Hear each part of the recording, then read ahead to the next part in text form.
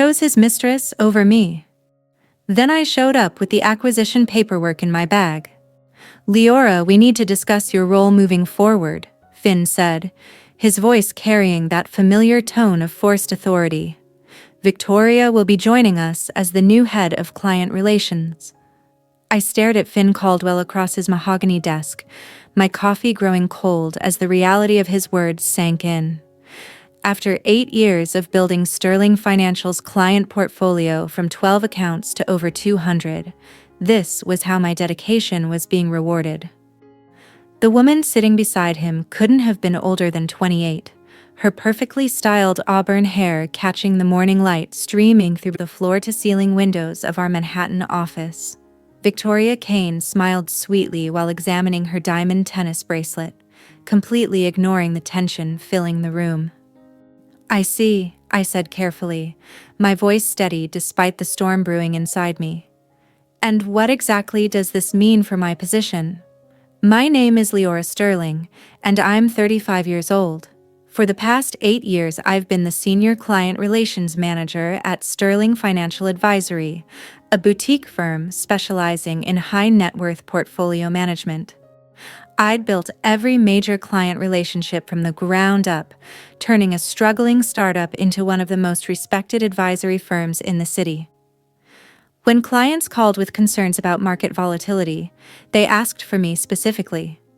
When prospects needed complex financial restructuring, I was the one who closed the deals. But 6 months ago, everything changed when Finn decided to expand our services and bring in what he called fresh talent. The transition had been rocky from the start. Finn had been making increasingly questionable decisions, chasing trendy investment strategies that often backfired. He'd already lost 2 experienced advisors, replacing them with younger, cheaper alternatives, who lasted barely 3 months before clients started complaining about the lack of expertise. Now, apparently, it was my turn. "Victoria brings innovative approaches to client engagement," Finn continued, his tone becoming more diplomatic. "She has an MBA from Wharton and extensive experience in relationship management."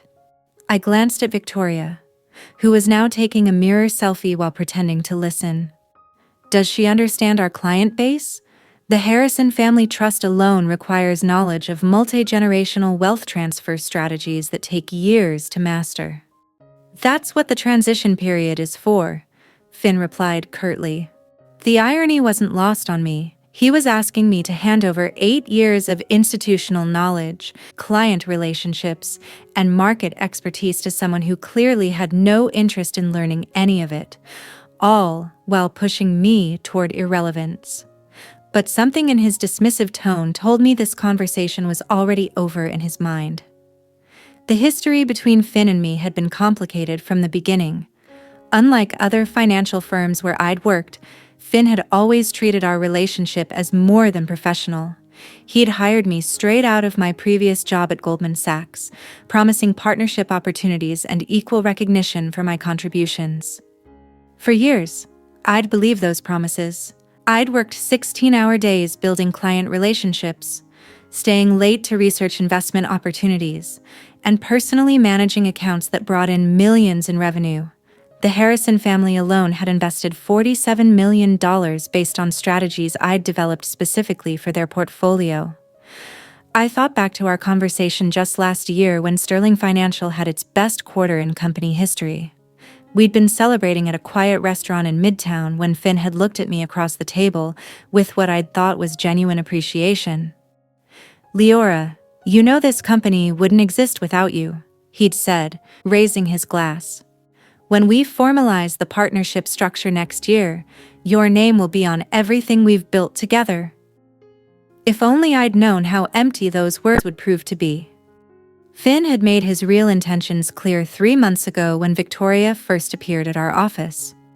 Initially introduced as a consultant reviewing our client engagement strategies, she'd been hanging around constantly, asking questions about procedures she should have learned in business school. Office gossip travels fast in a firm our size, and it became obvious that their relationship extended far beyond professional boundaries.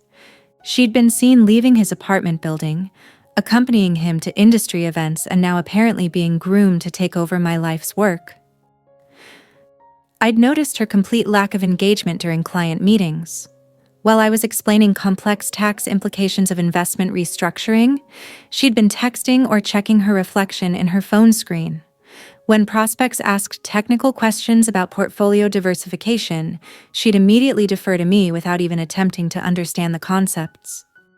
The woman Finn wanted me to train couldn't distinguish between growth and value investing strategies, had never managed a trust fund, and seemed to think hedge funds were something wealthy people used to trim their gardens.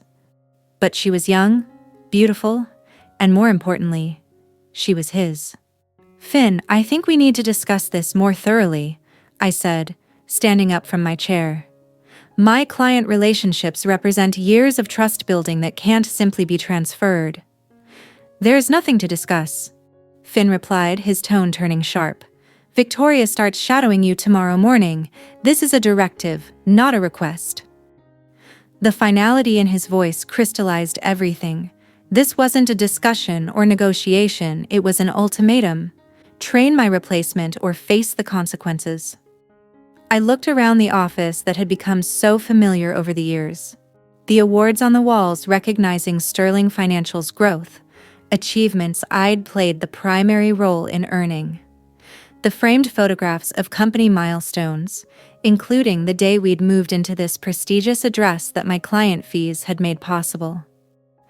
Finn was willing to throw all of that institutional knowledge away for the sake of his personal relationship. He was gambling the firm's reputation on someone who had never managed a single client account, never navigated a market crisis, and never felt the pressure of protecting someone else's life savings.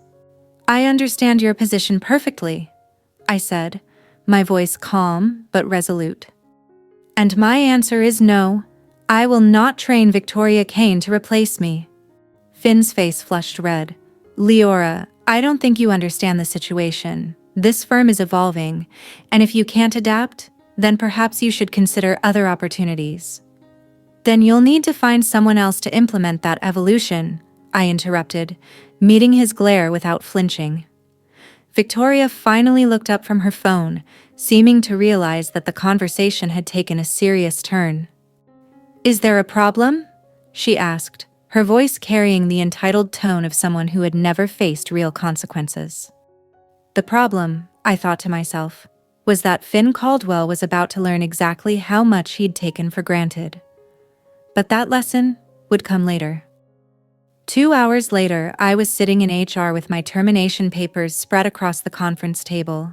Sarah Mitchell, our HR coordinator, who had processed my promotion paperwork twice over the years, looked genuinely uncomfortable as she slid the documents toward me.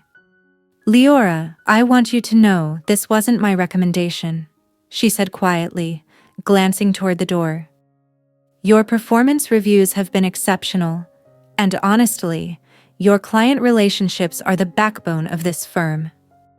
I scanned the termination letter, noting the carefully worded language about organizational restructuring and strategic realignment. No mention of my refusal to train Victoria, no acknowledgement of my 8 years of service, and most insulting of all, no severance package beyond the legal minimum. "Effective immediately?" I asked, pointing to the date. Sarah nodded reluctantly. "Finn wants a clean transition. Victoria will be taking over your accounts starting tomorrow." The absurdity of the situation struck me like a physical blow. They were terminating the person who had built 90% of their client relationships while installing someone who couldn't explain the difference between a stock and a bond. It was financial suicide disguised as innovation. "I'll need to collect my personal items," I said, standing up. "Of course, I'll escort you to your office." The walk back to my office felt surreal. Other employees watched from their desks, whispering among themselves. Word traveled fast in a firm this size, and everyone knew that losing me meant losing the expertise that kept their paychecks coming. At my desk, I began packing 8 years of accumulated memories, photos from industry conferences, awards for client satisfaction, thank you notes from grateful families whose financial futures I'd secured. But more importantly, I discreetly copied key client information onto a portable drive. Contact details I'd maintained, investment preferences I'd documented, and relationship notes that existed nowhere else in the firm's systems. Technically, this information represented relationships I'd built personally. The Harrison family had specifically requested to work with me. The Chen portfolio had been structured around conversations I'd had with Mrs. Chen about her grandchildren's education funds. These weren't just accounts. They were personal relationships that Finn was foolishly assuming would transfer automatically. My computer access was still active, giving me the opportunity to review files that contained detailed information about client preferences, risk tolerances, and communication styles that I documented over years of careful relationship building. The Morrison family trust alone required knowledge of specific tax considerations and generational planning that existed nowhere in the firm's official documentation. As I worked, I could see Victoria through the glass partition, sitting in Finn's office while he showed her client portfolios. She was nodding absent-mindedly while scrolling through social media, clearly more interested in her Instagram feed than understanding the financial lives she was supposedly ready to manage. My phone buzzed with a text message from Elena Rodriguez, a former colleague who now worked at Pinnacle Wealth Management, one of Sterling Financial's biggest competitors. Heard about Finn's latest decision. Lunch tomorrow? We should talk. Elena had been reaching out periodically over the past year, subtly suggesting that Pinnacle was expanding their client relations division. At the time, I hadn't been interested. Sterling Financial was my professional home, and I'd been loyal to the firm despite Finn's increasingly questionable leadership. Now everything had changed. I finished packing my personal items, handed my building access card to Sarah, and walked out of Sterling Financial for what I assumed would be the last time. But as I reached the street, I realized this wasn't an ending, it was the beginning of something else entirely. Finn Caldwell thought he could discard me like outdated software, replacing institutional knowledge with inexperience and loyalty with convenience. He was about to discover just how wrong he was. The next morning, I met Elena at an upscale cafe in the financial district, far from the building where both Sterling Financial and Pinnacle Wealth Management operated. She was already waiting when I arrived, reviewing market reports on her tablet while sipping espresso. "Leora," she said, standing to greet me. "I have to say, Finn's timing couldn't be better for us." Elena had been Sterling Financial's portfolio manager before leaving 2 years ago to join Pinnacle Wealth Management. She'd tried to convince me to follow her then, but I'd been committed to seeing through some major client transitions with Finn. Now, sitting across from her in the morning sunlight, I wished I'd listened. "Tell me about the position," I said without preamble. "Senior Director of Client Relations, reporting directly to the managing partner. Base salary increase of 40% over what you were making at Sterling, plus performance bonuses tied to client acquisition and retention that could double your compensation."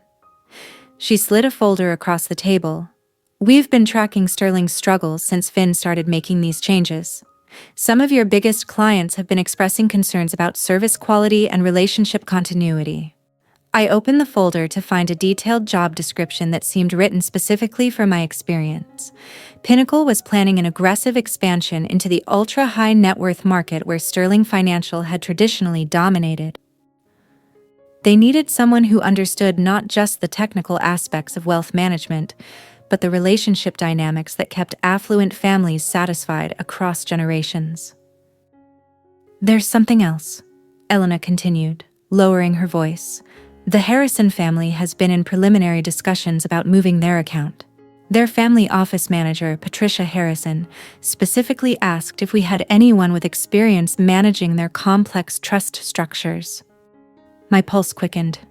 Patricia and I had worked together for 5 years, building a relationship based on trust and personal attention to her family's unique financial goals.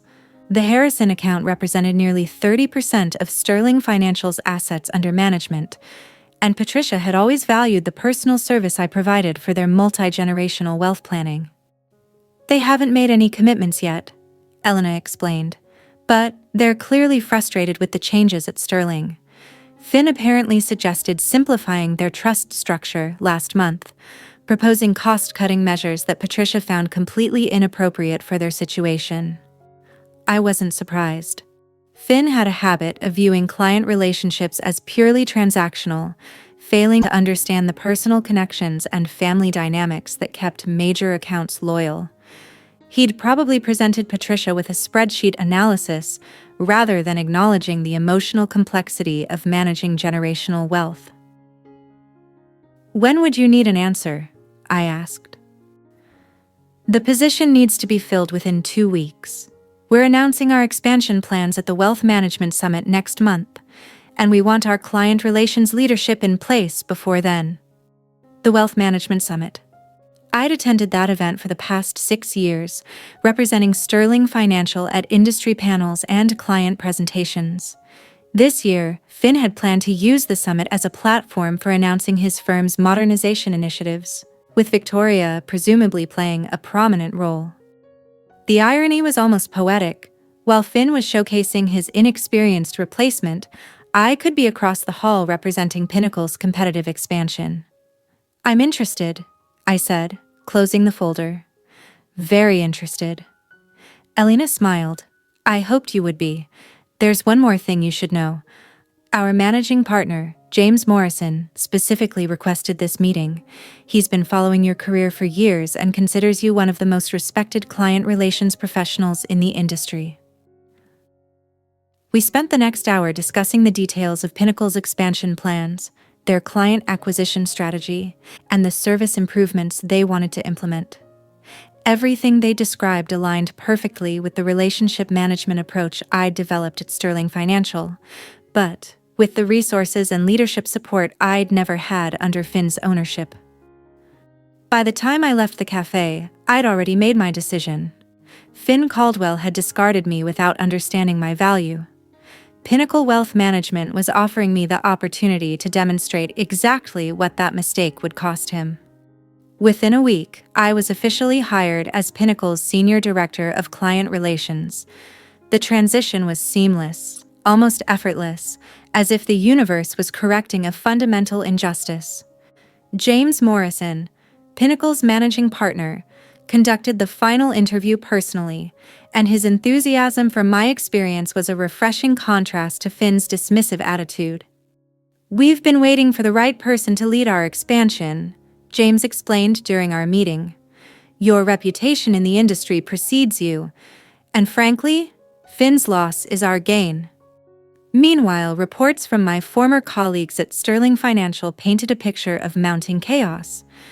Victoria had indeed started managing client accounts, but without my guidance, she was struggling with even basic portfolio discussions. According to Jennifer Walsh, one of the junior advisors who'd remained at Sterling, Victoria had already made several concerning mistakes. She had recommended high-risk investments to elderly clients without understanding their conservative objectives, and she'd confused tax-advantaged accounts during a presentation to the Morrison family, suggesting they liquidate their children's education funds to invest in cryptocurrency. The situation was exactly what I'd predicted. Complex wealth management couldn't be handled by someone without experience, regardless of their educational credentials or personal relationships with ownership. Client needs, family dynamics, and investment strategies had been developed over years of careful relationship building, guided by institutional knowledge that couldn't be easily transferred. "What did Finn say when the Morrison family complained?" I asked Jennifer during a quiet coffee meeting. "He blamed the administrative staff for not properly preparing Victoria's presentation materials," she replied. "Then he enrolled her in a week-long wealth management certification course, thinking that would solve everything." I almost laughed at the absurdity. A week of generic training to replace 8 years of hands-on experience and relationship building. Finn was living in a fantasy world where expertise could be purchased rather than earned. But my focus was now on Pinnacle's rapid preparation for the Wealth Management Summit. James had moved up our expansion announcement, wanting to capitalize on the instability at Sterling Financial while their major clients were reconsidering their options. "We're going to make a statement," he told me during one of our planning sessions. "Pinnacle has always been competitive, but now we're positioning ourselves as the premium alternative for clients who value relationship continuity and expertise." The strategy was brilliant in its simplicity. Rather than attacking Sterling Financial directly, we would demonstrate superior capabilities and let dissatisfied clients draw their own conclusions. My role would be to lead client service presentations, showcasing the relationship management approach that could provide the personal attention and expertise that Finn was systematically destroying. Patricia Harrison, from the Harrison family office, had already agreed to a preliminary meeting at the summit. She wasn't ready to commit to changing advisors, but she was clearly interested in understanding Pinnacle's capabilities for complex family wealth management. Other clients were equally curious, having heard through industry networks about my move to Pinnacle. 2 weeks before the summit, I received an unexpected call from Sarah Mitchell at Sterling Financial's HR department. "Leora, I probably shouldn't be calling you, but I wanted you to know that Finn is planning to use the summit to announce Victoria as his new senior partner. He's scheduled presentations about innovative wealth management approaches and next-generation client service." The news didn't surprise me, but it did provide useful intelligence. Finn was doubling down on his decision, publicly promoting Victoria despite her obvious lack of qualifications. He was betting his firm's reputation on someone who couldn't handle basic client consultations, let alone strategic wealth planning. "Thank you for the heads up," I told Sarah. "Leora, I hope you know that most of us never supported what happened. Finn made that decision entirely on his own." As I hung up the phone, I realized that the Wealth Management Summit would become much more than a professional gathering. It would be the stage where Finn's arrogance finally met its consequences, and where my 8 years of expertise would find its proper appreciation. The morning of the Wealth Management Summit, I stood in the lobby of the Javits Center, wearing my best charcoal suit and carrying the confidence that comes from knowing you're exactly where you belong. The venue buzzed with familiar faces, clients, colleagues, and industry professionals I'd worked with for nearly a decade. Patricia Harrison spotted me first, approaching with a genuine smile that contrasted sharply with the polite but strained interactions I'd witnessed between her and Finn's team. "Leora, I heard about your move to Pinnacle. Congratulations," she said, extending her hand.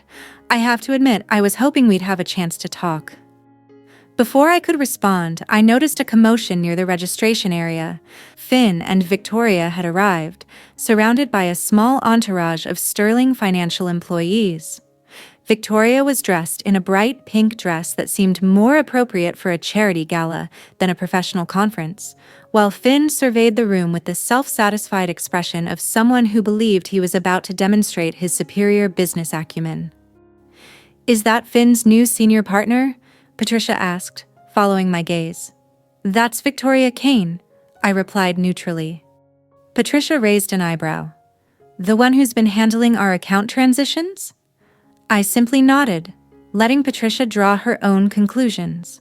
The Harrison family account had specific requirements for tax optimization and generational planning that required detailed understanding of trust law and careful coordination between multiple financial advisors. Based on Jennifer's reports, Victoria had struggled with even basic portfolio reviews. "Interesting," Patricia murmured. "Well, I'm looking forward to your presentation this afternoon. James Morrison speaks very highly of Pinnacle's client service capabilities." As Patricia walked away, I felt a tap on my shoulder. Elena Rodriguez appeared beside me, grinning broadly. "Ready for this?" she asked. "More than ready," I replied, watching as Finn confidently led his team toward the main conference hall, where Sterling Financial's presentation was scheduled for 10 a.m.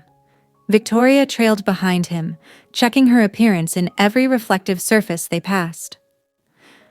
The contrast between Sterling Financial's presentation and Pinnacle's became apparent within the first 10 minutes.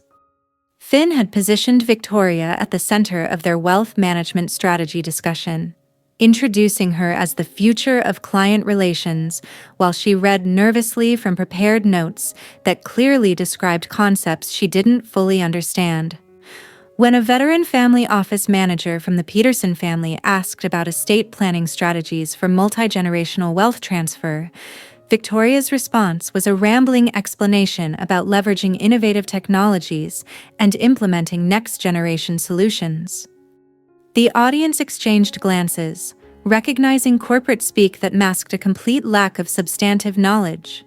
Finn tried to rescue the situation by jumping in with his own explanations, but his answers revealed that he hadn't absorbed much relationship management knowledge during his years of focusing on business development rather than client service. He confused trust terminology, misrepresented tax implications, and made commitments about services that Sterling Financial couldn't reliably provide. By contrast, Pinnacle's afternoon presentation felt like a masterclass in wealth management excellence.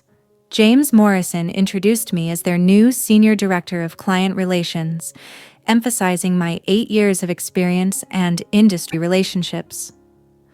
When I took the podium, I could see familiar faces throughout the audience: clients, family office managers, and colleagues who knew my work firsthand. My presentation focused on practical solutions rather than theoretical innovations. I discussed specific examples of complex problem-solving, relationship management strategies that had preserved family wealth through market volatility, and service improvements that had delivered measurable results for multi-generational clients. When questions came from the audience, I provided detailed, knowledgeable responses that demonstrated deep understanding of the emotional and financial complexities of managing significant wealth. The difference was unmistakable. Where Finn and Victoria offered buzzwords and promises, I provided evidence and expertise. Where they proposed untested theories, I shared proven solutions that audience members had witnessed personally. After the presentation, the response was overwhelmingly positive. Patricia Harrison was the first to approach, but she wasn't alone. Other family office managers and wealth planning professionals crowded around, eager to discuss potential partnerships and explore Pinnacle's expanded capabilities. But the real validation came 3 months later, when I walked into the conference room at Sterling Financial carrying a leather briefcase that contained documents Finn never expected to see. The Harrison family had officially transferred their $47 million account to Pinnacle. The Morrison family had followed with their $32 million portfolio. Within 6 months, Sterling Financial had lost over 60% of their assets under management, as clients followed the expertise they trusted. Finn sat across from me in the same conference room where he'd tried to force me to train Victoria, but this time the power dynamic was completely reversed. Pinnacle Wealth Management had made an acquisition offer for Sterling Financial's remaining client accounts and office lease. "You can't be serious?" Finn said, his voice barely above a whisper as he reviewed the paperwork. "I'm very serious," I replied, opening my briefcase to reveal additional documents. "Pinnacle is prepared to offer your remaining clients continuity of service under experienced management. Your current clients deserve better than what they're receiving." Victoria wasn't in the room. According to industry reports, she'd left Sterling Financial 2 months earlier after a particularly embarrassing incident involving a client presentation where she'd confused municipal bonds with corporate bonds, potentially costing the Chen family significant tax advantages. Finn had been trying to manage client relationships personally, but without the institutional knowledge and established trust that took years to build, Sterling Financial was hemorrhaging assets faster than he could replace them. "The offer is fair and generous," I continued, sliding the acquisition documents across the table. "Your clients get transferred to a firm with the expertise to serve them properly, and you get to salvage something from what you built before you decided to prioritize personal relationships over professional competence." Finn stared at the papers, his face reflecting the reality of his situation. Sterling Financial, The firm he'd built with my expertise in client relationships was now being acquired by the company that had recognized my true value. "I never thought," he began, then stopped. "You never thought I was irreplaceable," I finished for him. "You thought expertise was something you could easily replace with youth and convenience. You thought client relationships were transferable assets, rather than personal connections built on trust and competence." I stood up, closing my briefcase with a satisfying snap. "The acquisition documents need to be signed within 2 weeks. Pinnacle's clients deserve the stability and expertise they're paying for. And frankly, your remaining clients deserve better than what you're currently providing."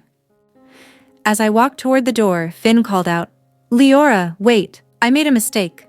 A terrible mistake. Is there any way?" I turned back to face him, one final time. "Finn, you didn't make a mistake. You made a choice. You chose to prioritize your personal relationship over the professional excellence that built this firm. You chose to believe that 8 years of expertise could be replaced by inexperience and ego. You chose to discard the person who made your success possible." I paused at the door. The only mistake was thinking that actions like that wouldn't have consequences. Pinnacle Wealth Management will take excellent care of your former clients. They deserve the expertise and attention they've been missing. Looking back now, I realize that Finn Caldwell gave me the greatest gift possible when he fired me for refusing to train his replacement. He forced me to recognize my true worth and find an organization that valued experience over appearances. Sometimes, the best revenge isn't what you do to someone. It's becoming successful enough that their dismissal of you becomes their greatest regret. In the end, I didn't need to destroy Finn Caldwell. I simply let him destroy himself, while I built something better. And when the opportunity came to acquire what remained of his firm, I had the acquisition paperwork ready in my bag.